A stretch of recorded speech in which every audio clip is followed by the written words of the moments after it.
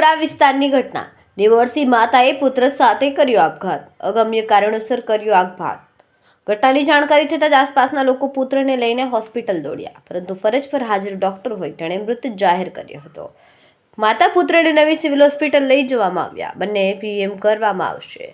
માતાએ પહેલા પુત્રને ઘરે પાછો આપ્યો, ત્યારબાદ પોતે ગળે ફાંસો ખાઈને આપઘાત કર્યો।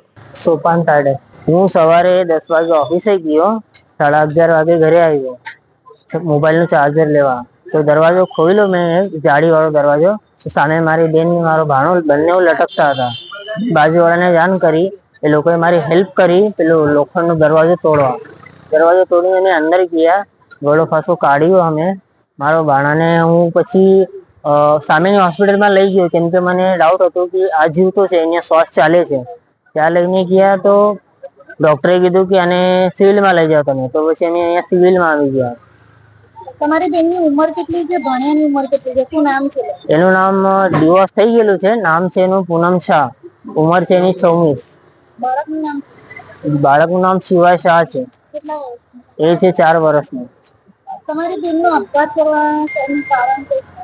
એ રિસાઈને બેસતી હતી, કોઈની જોડે વાત નહીં કરતી હતી। એનો ડિવોર્સ થઈ ગયેલો હતો 1-1.5 વર્ષ પહેલા। કઈ આજે સુસાઇડ થઈ ને 2-3 દિવસથી કોઈની જોડે કઈ વાત નહીં કરતી હતી, એકલી રહેતી હતી।